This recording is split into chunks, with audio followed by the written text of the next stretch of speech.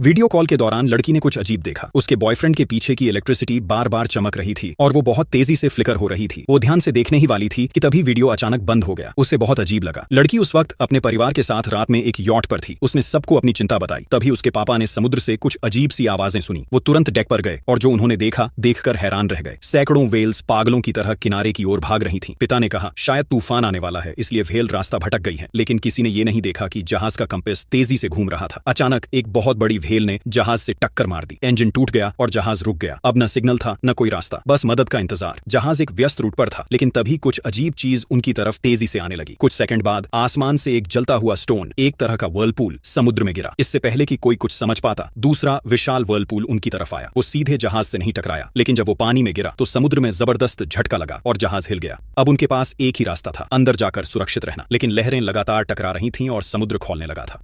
सबने जल्दी से लाइफ जैकेट्स पहनी और जिंदा रहने की उम्मीद में बैठ गए। प्रकृति का गुस्सा भयानक था।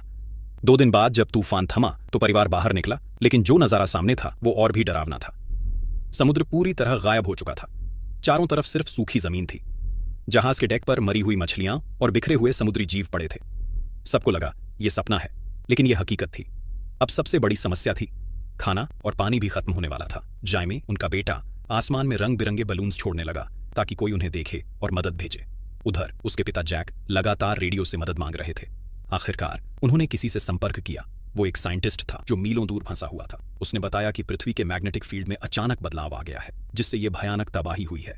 इसका असर पूरे संसार पर पड़ा है और इसी वजह से समुद्र गायब हो गया है। वैज्ञानिक ने चेतावनी दी, 7 दिनों में पृथ्वी का मैग्नेटिक फील्ड फिर से सामान्य हो जाएगा।